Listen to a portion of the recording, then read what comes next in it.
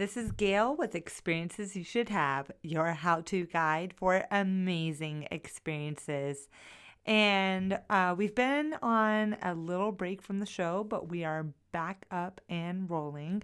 I've been doing a little bit of traveling and just came back from Maui. And I just want to let my listeners know that when you travel to Maui and when you land at the Maui OGG airport, that Google Maps might try to route you a different way than the way you should go. And this happened to us. I was traveling with my husband and 3-year-old, and Google Maps showed us to go on this highway called it's 340, and there's a Hawaiian name for it, like Kahikinili. Oh gosh, I'm butchering this. Please, I'm sorry if you're a local. I'm not saying the right word, but it's Highway 340, and Google Maps told us to go on this highway to get to Kanapali. And it's because there was like a road closure, but really there was a detour of the road closure. So we're looking at this highway, and if you look on a map, Highway 340 on Maui runs across the northwest side of the island, right along the coast. And I'm like, great, we're going to get in the car. We're going to drive along the coast. We'll be relaxing. We'll see some great scenery, maybe the sunset. Oh, maybe stop at a restaurant along the way. We've just been traveling all day. Oh, no. This road, or at least our route, was like 35 miles to get to where we're going. And it was a one-lane road. And there's blind turns, just lots of blind turns, blind turn. And there are cars just whipping around these blind turns. And then a lot of this road is on the side of the ocean, but there are definitely no restaurants. And we're on like the side of cliffs without guardrails. So now you've got cars just driving, whipping around, and you're trying to like honk to see if there's anyone around the corner. And I think Google Maps is routing a lot of people this way. And I think there's a lot of tourists on this road like us who didn't do our research, who didn't know that we shouldn't be on this road. But I thought we were going to die. I really thought we were going to die, because so many times we ended up coming straight on with another car, and we had to back up like 50 yards alongside a cliff without like a backup camera or anything, with our 3-year-old in the back who wanted to listen to like Sophia Princess circus music on repeat. It's a fantastic song. Not really, but it's one of those things you do as parents. We finally were done with Sophia the Princess and the circus song for the trip. However, this episode is actually about surfing in Maui, and it was recorded with a friend of mine, Garrett, Lisi, before I went to Maui. But on our trip to Maui, I did get to try a stand-up paddle board surfing in Maui, and gosh, it is hard. It is so hard. I've got mad respect for you surfers out there, and to Garrett and everyone who's out there on their boards. And I like to stand up paddleboard on lakes and rivers and find it not to be a problem. I could not stand up on the stand-up paddleboard. I just kept on falling off and just wiping out before even catching a wave. I finally got to ride a wave in on my knees, and I'm very proud of that moment. However, major kudos to those surfers out there. So let's get on with the interview with Garrett Lisi, who is a famous physicist, scientist, and Maui surfer.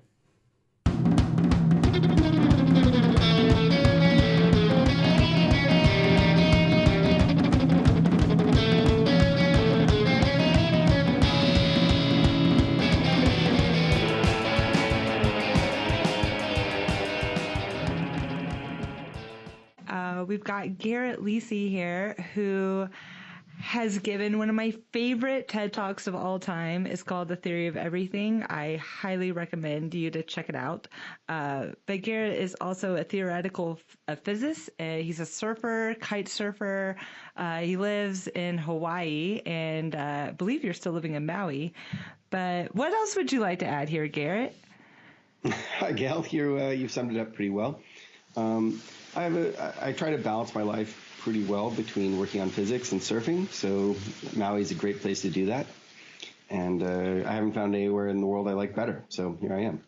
I love it. And did I see you started a science hostel as well? That's right. So after I got my own PhD back in the 20th century, man, I'm old, I sort of went walkabout and went hopping between different friends' houses while I kept working on theoretical physics and playing and doing fun stuff outside. So rather than rent a place or buy a place, I just spent time in friends' guest rooms, and it was great. I got to spend a lot of time working and not worrying about my environment since my friends were taking care of the house, and got to work on what I wanted and play. And I thought that was fantastic for getting work done. Yeah. It was also a great place, great way to see different parts of the world. So after doing that for a decade, I sort of got in my head to make this into a thing where you could have science hostels scattered around the world, and people who wanted to work on stuff in pretty places could hop from location to location while they do this work that they're not necessarily getting paid for, but since it's working on science, it ends up benefiting all of humanity. So it's sort of a cool trade-off, and I tried to get some friends interested in hosting, but people didn't really want to give me their houses. So I ended up getting enough money together that I bought my own house here in Maui, and I've been running this place as a science hostel now for the last 3 years. That is fantastic. I love that. We'll have to come check it out sometime. Ah, cool. Yeah. Well, actually, today we're going to be talking about Maui, but we're actually going to be talking about surfing in Maui in the summertime. So could you just paint the experience of surfing in Maui? Sure. Well, since I have a bunch of visitors coming through, and a lot of these people have never touched a surfboard before, they don't know which side the wax goes on. I get a lot of beginners, and it turns out that surfing on this island in the summer is just a pretty ideal place to learn how to surf, because the way the island topography is and the surrounding islands, you can always find waves of different sizes and for different abilities during the summer, and you can sort of just choose which level of surfing you want to do based on which spot you go to. So you can go out with complete beginners on huge boards on a nice summer day on the South Shore, where the wind's usually blowing offshore pretty much every day, and have pretty good experience pretty much all the time. It's pretty great. That sounds great. And summertime, we are talking June, July, August. Are there any other months that you would include for an optimal time for like beginner surfing? Pretty much July through October is the best time. Because it needs basically our surf comes from enormous storms down in the South Pacific, and then they travel thousands and thousands of miles up here to Hawaii. But in the middle of spring or the middle of fall, there aren't large enough storms to generate the swells we need to have sizable waves here. Mm-hmm. So it's a bit of a wave desert during those times, and that's a great time to go kite surfing, but not so great for surfing. Got it. Now, as far as learning how to surf in Maui, how long would it take for someone to actually stand up and catch that first wave? The time it takes to learn is inversely proportional to the size of the board you're on. So the bigger the board, the easier it is?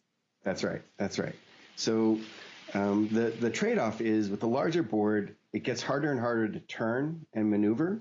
Mm-hmm. And it's also more serious if a bigger wave hits you and you're going to have that board coming at you. So the trade-off is that you with a bigger board, you can catch waves much more easily. You can balance on it more easily. Paddling's easier. Everything's easier, except it's a little bit more unwieldy. Mm-hmm. So it's not recommended for larger surf. But in the summertime, we usually have pretty small waves here, just a couple feet high. Uh-huh. And in those conditions, a really large board is great. Fantastic. Now, I have seen people on large boards also stand-up paddleboarding, but they're doing stand-up paddleboard surfing. Would you recommend that or just a traditional large surfboard to start out? I would. Although they're very similar in a lot of ways, they're very different in getting to use and what you can do with it. So with a traditional surfboard, you lay down prone and you paddle with your arms just like you're doing a crawl, but without kicking your legs. Mm-hmm. And you use that to pull yourself forward. And the problem is you run out of arm strength in about 10 minutes. Mm-hmm. So someone who hasn't done a lot of surfing before and don't have the muscles built up, you just tire out the muscles almost immediately. It takes months of conditioning to be able to paddle consistently for hours. And you're not going to be able to do that the first time. Got it. And that's where stand-up paddle surfing really wins. So with stand-up paddle surfing, you start with an even larger, floatier board that you can put in the water and then just stand up immediately to your feet and be standing on the board. And then in order to paddle, you've got a long, about a 6-foot paddle that you can then reach down into the water with and paddle yourself forward while you're standing. And so the stand-up paddleboards are great because you start off standing up, so you're immediately winning. Uh-huh. Right. I like winning. Yes. Yeah. So whereas with the normal surfboard, if you're standing up the first day, you're actually doing really well. Whereas with the stand-up board, you're standing up immediately no matter what. Oh, this is great. Yeah. The downside is it's a little trickier to go through waves and catch waves with the stand-up board. There's a little bit more technique to the transition, and it's just not as smooth and as manageable as just surfing on a big longboard the normal way. Got it. It ends up being a matter of taste, but in terms of an absolute beginner having fun immediately, you're probably more likely to have fun immediately on a stand-up paddleboard than on a normal surfboard. This is great. Now, let's say you are an advanced surfer out there. You're able to catch waves. You're maybe using a short board. Is there a particular site in Maui that you would suggest going to? Well, the great thing about the South Shore here is there's this area called 1,000 Peaks.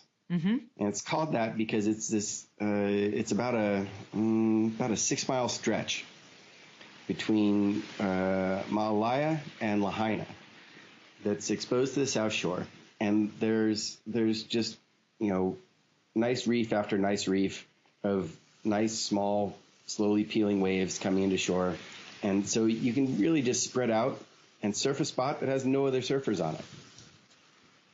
Perfect. And that's really what makes this island so great is there are plenty of places that have better surf in the summertime.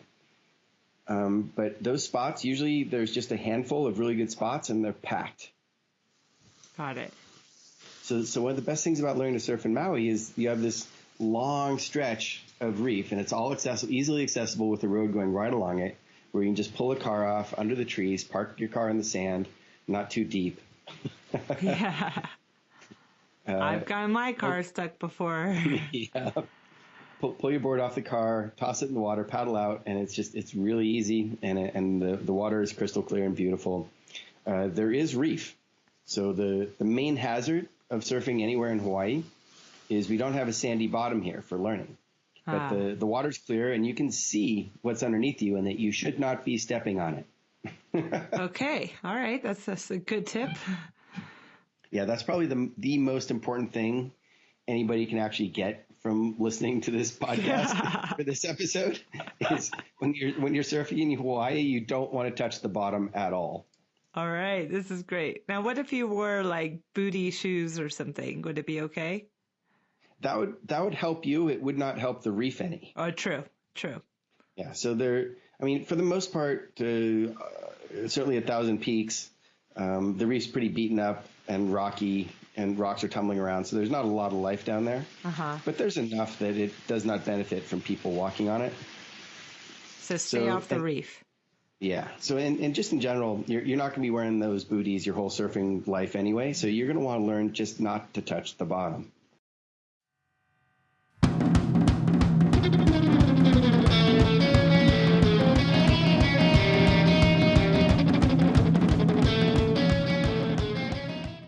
How do you recommend someone going about surfing in Maui? There are a bunch of different ways to do it, mostly depending on how much time and effort you have to commit to it.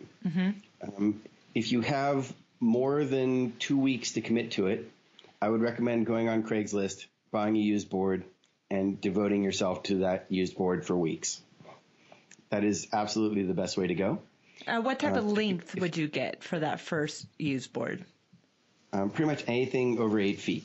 Great. Yeah. And if you get a stand-up board, make sure it's a big stand-up board that you can easily float on. There are a lot of people that buy stand-up paddle boards that are too small because they're meant for experienced riders who are, want a very maneuverable board. But the problem is those are way too small for beginners. They can't even balance on them. Got it. So as far as like a stand-up board, would those need to be longer than 8 feet too? Is there a different standard for the stand-up? No, the stand-up board, it's more how wide and thick it is. Okay. Right? Because you just want something with the largest volume that will displace the most water and float you the easiest. Got it. Now, as far as like a paddle for the stand-up board, is there a recommended paddle type that you'd recommend or a material? The cheaper ones are usually some variety of plastic or fiberglass. The more expensive ones are carbon fiber, and they're super light and nice, but they'll run you $200 or $300. For the length of a stand-up paddle, when you're standing and if you raise your hand towards the ceiling, you want the top of the paddle to come up to your wrist. So that sets the length. Got it. So if you're buying used, then yeah, just find a used stand-up paddle board on Craigslist. Make sure it's as big as possible, and then you probably want to buy your own paddle, new, from one of the shops in town. Now in Kalalui, there are a few shops. I probably like High Tech the best. High Tech? The shops go. Yeah. Okay, I'll include them into the show notes. Sure. And they also have they'll also rent you boards. So if you're in Maui for less than 2 weeks and you want to do a bunch of surfing, or if you just want to try it, that's a great place to go to rent stand-up boards. And if you just go in there and tell them you're an absolute beginner and you want to try it, they'll set you up with good equipment and talk to you about where to go. Perfect. Now, what's the average cost of a rental if you just had to ballpark it? Ballpark, it's probably going to cost you about $30 a day. That's not bad. Yeah. Now, the other thing I should say is on Maui, especially in the summertime, we do get very strong winds in the afternoon. So the best time to go surf is going to be in the early morning or right before sunset. That sounds wonderful, actually. Right before sunset or starting off your day surfing? Yeah, and that also will keep you from getting too sunburned. You pretty much want to stay out of the Maui sun between 11 and 2. Got it. Now, as far as attire, in California, everyone wears a wetsuit. The water's cold. But Hawaii, the water's warm. Yeah. That's why I'm here. So nice. So nice. I love Hawaii. As far as like attire, you see people with rash guards or just with bathing suits. Is there any recommended attire for beginner surfers? Absolutely. So for sun protection, if you're in the water, after 9 a.m. and before 4 p.m., you're going to want to wear a rash guard and probably a surf hat. Yes, they're dorky, but my God, they will keep you sun protected better than anything. Great. We want to stay cancer free. Yeah. And also we have a real problem here with sunscreen. There's so many people around that there's a lot of sunscreen getting in the water and mixing in, and it hurts the coral reefs. Right. So we want to use as little sunscreen as possible. And the best way to do that is just wear a rash guard and a hat. Got it. Now, if you were to wear sunscreen, are there any recommended sunscreen brands that won't hurt the coral reef? No, they're pretty much all bad when it comes to the coral. You can, if you use zinc oxide, Uh-huh. that's probably the best one. That won't hurt the coral. Oh. So because that's just, it's sort of like reflective face paint. Uh-huh. Uh-huh. And it just stays on until you scrub it off with soap and water. All right, so I think we're going to switch our family over to zinc oxide and make sure we all have rash guards and surf hats. Yeah. Now, if you're in the water before 10 a.m. or after 3 p.m. and it's not quite so sunburny, then you can get away without a rash guard and a hat, just because the sun's going through more atmosphere and the UVB and UVC is getting blocked enough that you're not going to get sunburnt as fast. Mm-hmm. So then you don't really need a rash guard for sun protection. However, if you're going to be surfing in the normal way and laying down on a surfboard and paddling, you're going to want a rash guard to guard from getting a rash.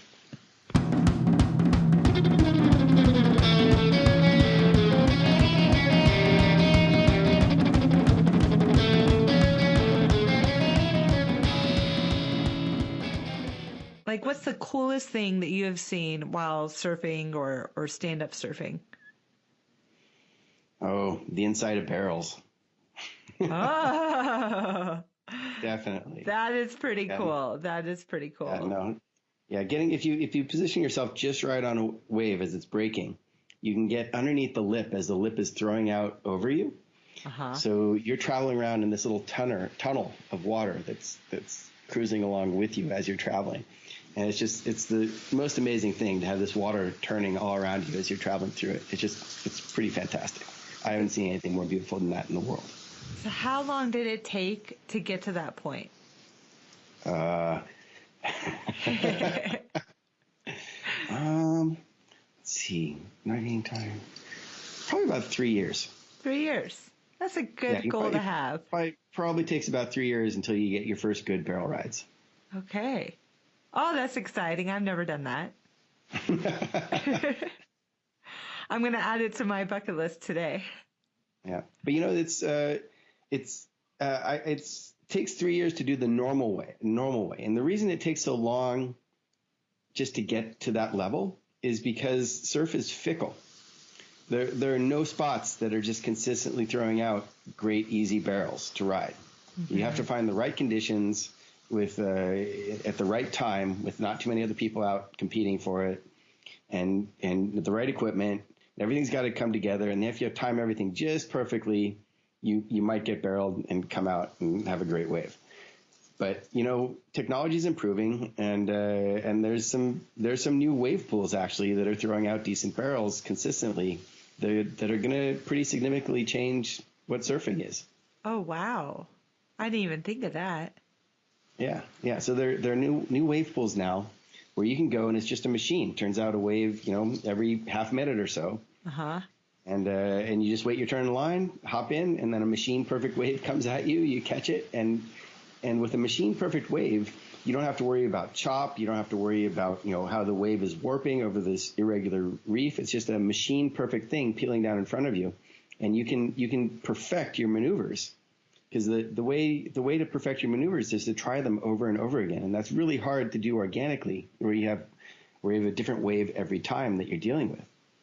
But in a wave pool with a machine perfect wave every time, people are going to be able to really refine their technique and do amazing things.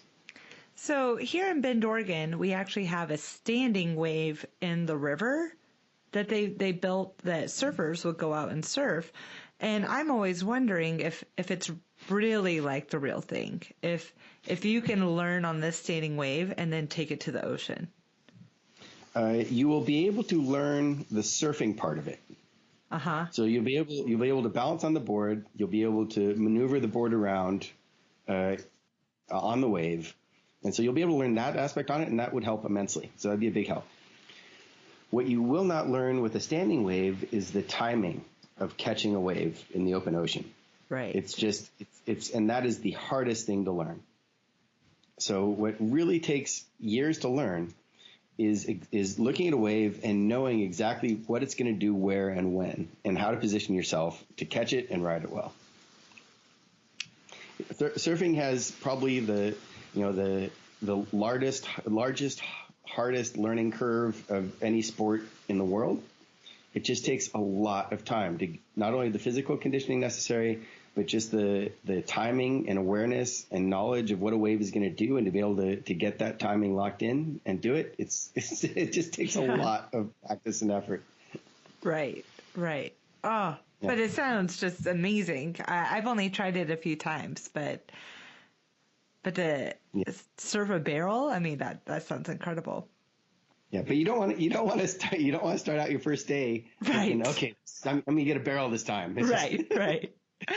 That's not how you start. You start by, I'm going to catch a wave, and then you start with, I'm going to catch a wave and stand up. And then you go baby steps. Yeah, baby steps. Now, I've been to Maui, but it was like in March or April, and the humpback whales were there, and I would jump in the water and I would hear their song. In the summertime, can you still see any type of whales there or hear them while you're out there surfing? No, the whales are pretty much only around November through early April or so. Got it. Yeah, so they migrate, and in the summer they go up to Alaska to feed on krill. Huh. So are there any other like large animals or ocean creatures you can be looking out for or keeping your eyes open for while you're surfing in the summer? Yeah, tiger sharks. Yeah, I love tiger sharks. It's my favorite shark. Beautiful animals. They're also terrifying. But they're so beautiful.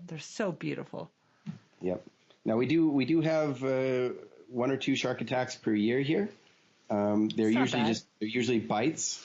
I would argue that yes, that is bad. All right. Just because it's such a terrifying prospect, but it's such an infrequent occurrence. You're more likely to get in a horrible car accident on the way to the surf than you are to get attacked by a shark and have equal damage. Right. Oh. And I've been surfing on this island for 20 years, and I've never seen a tiger shark while surfing. Huh. You should knock on wood. Yeah. I had to put enough descriptors in there for that to be true, because I've seen one kite surfing. I've actually seen 2 kite surfing, and I've also had one around while I was surfing, but I never saw it. Oh, ha. So how did you feel when you saw that tiger shark while you were kite surfing? I kept going. Because when you're kite surfing, you're cruising along at a pretty good clip. Right. And I was just I was looking down underneath me, and I'm like, that's a really big fish. And those are stripes. So yeah, I kept going, and he was doing his own thing, cruising along perpendicular to me. So that was fine. You survived. You did great. The second sharks one was are nice. Yeah, they're usually nice. Yeah. We gotta give them a good rap. Yeah, it's a little uncomfortable for most people not to necessarily be at the top of the food chain. True. And I've only seen them while being under the water. I've never seen them being on top of the water, which I feel like would be unnerving since they feed on top of the water. Yeah, the more unnerving thing is you just don't see them. Right. Yeah. Right. So there you go, listeners. Be on the lookout for tiger sharks, but you should experience surfing in Maui.